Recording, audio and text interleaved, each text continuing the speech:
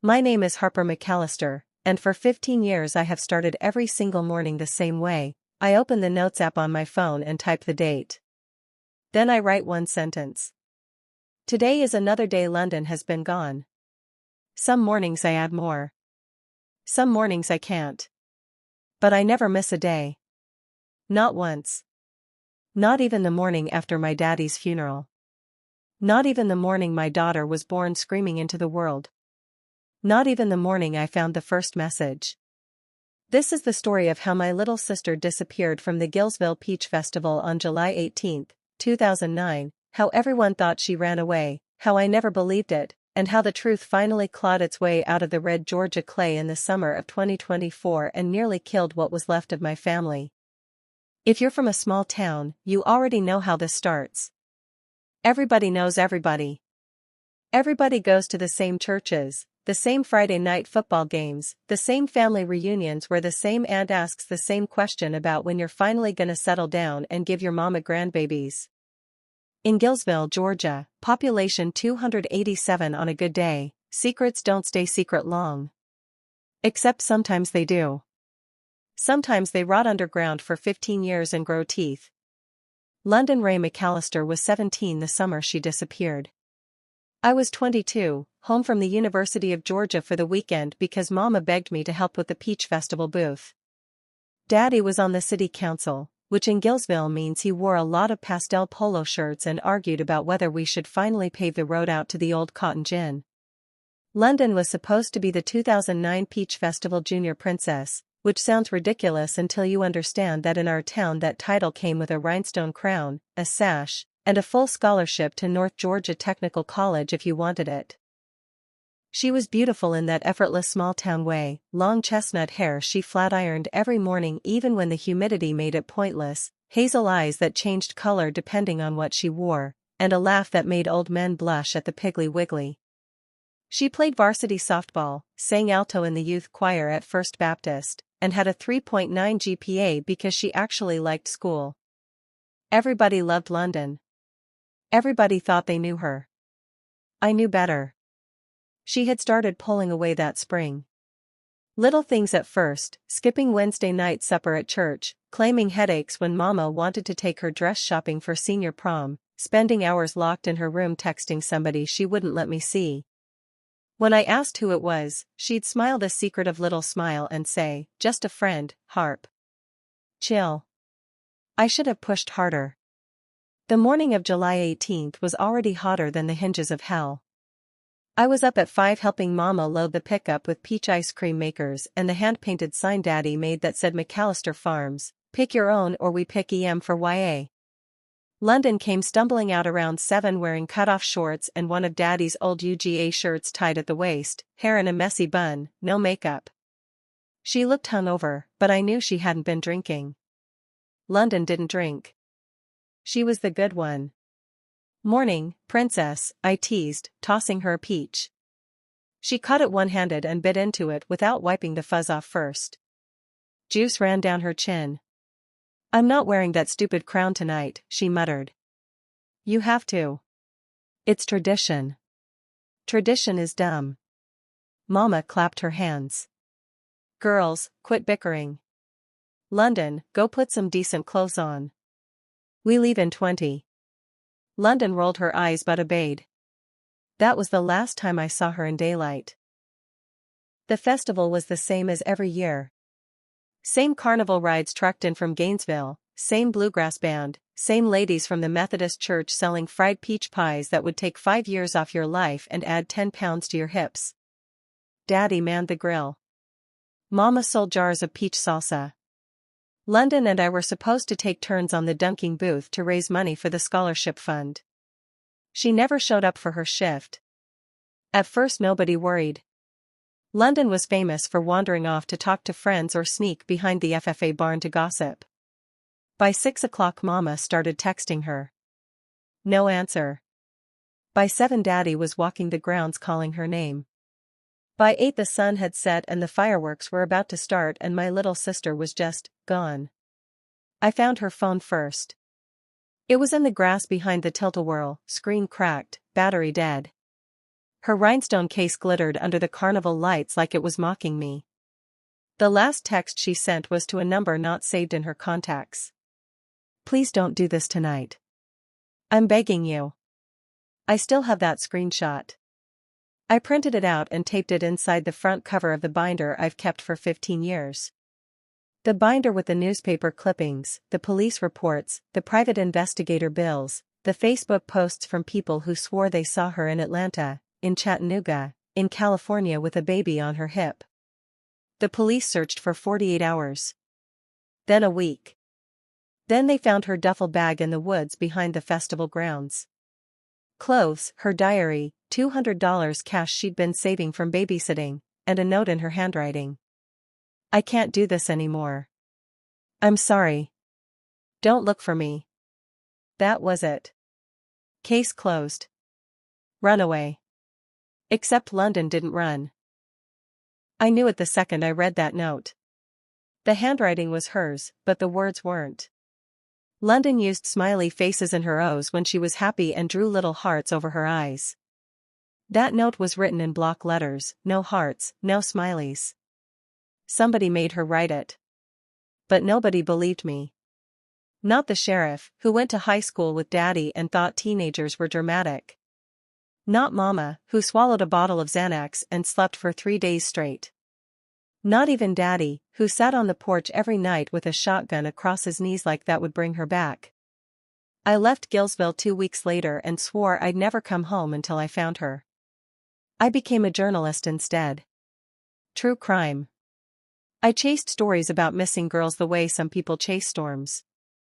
I told myself it was to hone my skills, to learn how to investigate, how to find the ones who didn't want to be found.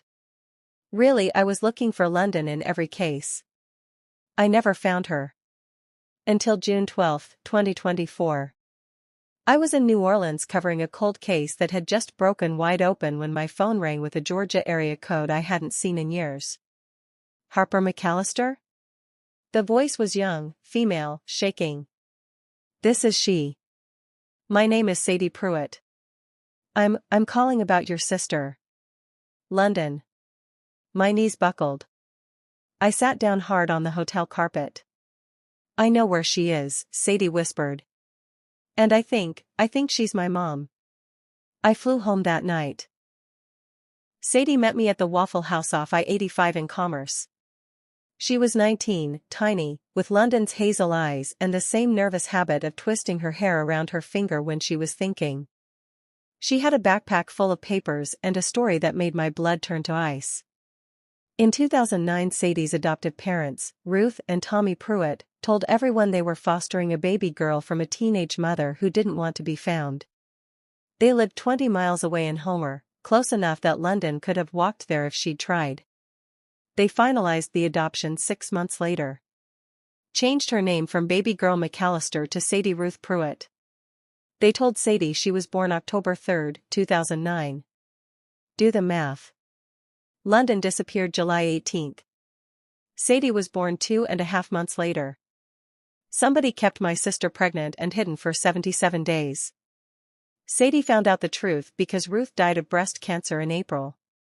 While cleaning out her mama's attic, Sadie found a lockbox with her original birth certificate, the one the hospital files before adoption, and a Polaroid of a terrified teenage girl in a hospital bed holding a newborn.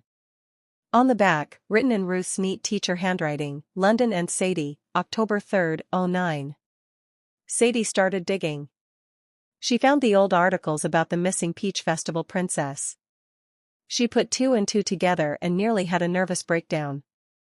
I look just like her, she kept saying, pushing photos across the sticky Waffle House table. Look. She did. Same eyes. Same mouth. Same heart-shaped birthmark on the left collarbone. Mama always called London's angel kiss. I wanted to hug her and scream at the same time. Instead, I asked the question that had been clawing at my throat for 15 years. Sadie, is your daddy Tommy Pruitt the youth pastor at Banks County First Baptist? She nodded slowly. I think I blacked out for a second. Because I knew exactly what happened to my sister. Tommy Pruitt was 32 in 2009. Married. Respected. Led the youth group on mission trips to Honduras, played guitar during Wednesday night worship, had a smile that made teenage girls feel seen in a way that should have been safe but wasn't. London started going to extra youth events that spring. Bible studies at the Pruitt House. Lock-ins. One-on-one discipleship meetings. Mama thought it was wonderful that London was on fire for the Lord. I thought it was creepy how often Tommy texted her. But nobody listened to me. I was the college girl with the smart mouth who didn't go to church anymore. Tommy Pruitt groomed my little sister. Got her pregnant. And when she threatened to tell, he made her disappear. Not by killing her, that would have been too obvious. No. He locked her in the basement of that big house on the hill for 11 weeks, told Ruth some story about a troubled girl who needed a safe place to have her baby in secret, convinced London that if she ever spoke up he'd kill her family. Daddy. Mama. Me. And when Sadie was born, he convinced London to sign the papers giving her up. Told her it was the only way to keep us safe. Told her if she ever came back he'd say she was crazy, that she'd been on drugs, that she abandoned her own baby. Then he drove her to the bus station in Atlanta with $200 and a duffel bag and told her never to come home. She was 17 years old. Sadie and I sat in that Waffle House until the sun came up making a plan. Because Tommy Pruitt was still preaching. Still leading youth trips. Still had that same smile. And there were rumors. Whispers from girls who'd grown up and started talking on private Facebook groups. Nothing concrete. Just enough to make your skin crawl. We needed proof. We started with Ruth's lockbox. There was more than the birth certificate and the photo. There were journals. Ruth's neat handwriting detailing everything, how Tommy brought home a scared little girl who cried all the time, how he said her family had abused her, how Ruth grew to love the baby even though she knew in her heart something was wrong. She wrote that she prayed every night that God would forgive her for what they'd done.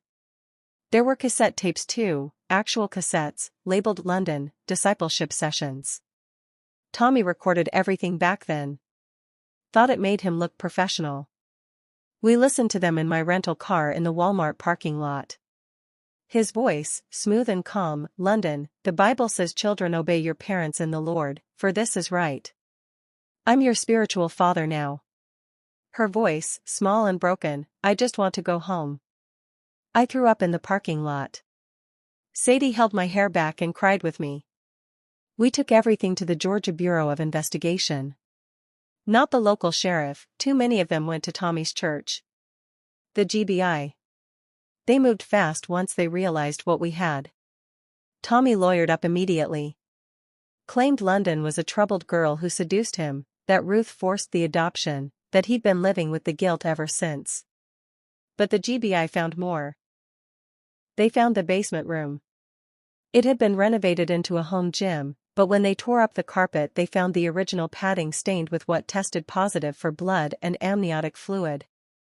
They found fingerprints, London's, on the inside of the doorframe where she'd clawed trying to get out. They found other girls. 3 of them came forward once Tommy was arrested. Women now, in their late 20s and early 30s, who said he'd done the same thing to them, groomed them, assaulted them, threatened them into silence. No pregnancies that anyone knew of, but the same pattern. The same smile. The same Bible verses twisted into weapons. And then, on September 3, 2024, they found London. She was living in Portland, Oregon under the name Laura Dennis. Working as a night shift ER nurse. Never married. No children after Sadie. Therapy every week for 15 years. She had seen the news about Tommy's arrest. She'd been following it from 3,000 miles away, having panic attacks every time his face was on the screen. When the GBI called her, she didn't believe it at first. Thought it was a trick. Thought he'd found her again. But they read her Sadie's letter. Dear Mom. I don't know if I'm allowed to call you that. I have a million questions and no idea where to start. I don't hate you. I just want to know your favorite color and what songs make you cry and if you ever think about me on my birthday. I have your eyes. And I think I have your laugh too. I hope one day you'll let me hear yours. Love, if that's okay, Sadie. London got on a plane the next day. I met her at Hartsfield-Jackson Airport on September 7, 2024. She stepped off the jetway and I would have known her anywhere. Older, thinner, hair cut short and dyed blonde, but the same walk. The same way she held her purse strap with both hands when she was nervous. She saw me and stopped dead. Harper? I couldn't speak. I just opened my arms. She ran into them like she was 17 again and I was her big sister who could fix anything. We stood in the middle of the airport crying so hard security asked if we needed medical assistance. Sadie was there too. Hanging back, terrified. London let go of me and turned to her. Sadie started apologizing, for existing, for ruining her life, for everything. London knelt down, even though Sadie was taller, and cupped her daughter's face in both hands. You saved me, she whispered. Knowing you were out there somewhere good and safe and loved, it's the only thing that kept me alive some nights. Then she said the words Sadie had waited 19 years to hear. I never stopped being your mom. Not for 1 second. I wish I could tell you we all lived happily ever after. But trauma doesn't work that way. London has nightmares about the basement. Sadie has panic attacks when she hears certain hymns. Mama, who's been in and out of psychiatric care since 2009, didn't recognize London at first and asked who the strange woman was hugging her baby. Daddy died in 2018, never knowing his little girl didn't run away. Tommy Pruitt took a plea deal in November 2024, 25 years, no parole. The church finally took his name off the youth building. London moved back to Georgia last month. She and Sadie rented a little house in Athens so Sadie can finish nursing school and London can work at Piedmont Hospital. They text each other 50 times a day. They're doing the hard, slow work of becoming mother and daughter when they lost 19 years. Some nights London calls me at 3 a.m. just to hear my voice and make sure it's real. Some nights Sadie drives to my apartment in Atlanta and sleeps on my couch because the silence in her own house is too loud. We go to therapy. All three of us. Sometimes together. Healing isn't linear. Some days we laugh until we cry remembering London teaching Sadie to drive in the Kroger parking lot. Some days we cry until we can't breathe remembering things that can never be undone. But we're here. We're alive. We're together. And every morning I still open my notes app and type the date. But now I write something different. Today is another day London came home. If you're reading this and you're in a small town where somebody smiles too wide at your daughter, listen to the whispers. Believe the girls who are brave enough to speak. Check the basements. Ask the questions nobody wants to answer. Because sometimes the monster wears a cross around his neck and quotes scripture while he's locking the door. And sometimes the girl who never came home from the festival is still out there waiting for someone to believe she didn't leave willingly. We found her. I hope you find yours too. This is Harper McAllister, signing off from Atlanta, Georgia. If this story touched you, drop your city in the comments. I read every single one. And if you know a girl who's being too quiet lately, ask her if she's okay. Then ask again. And again. Because some stories don't have to end with "she was never seen again." Some stories can end with "she came home." Thank you for listening.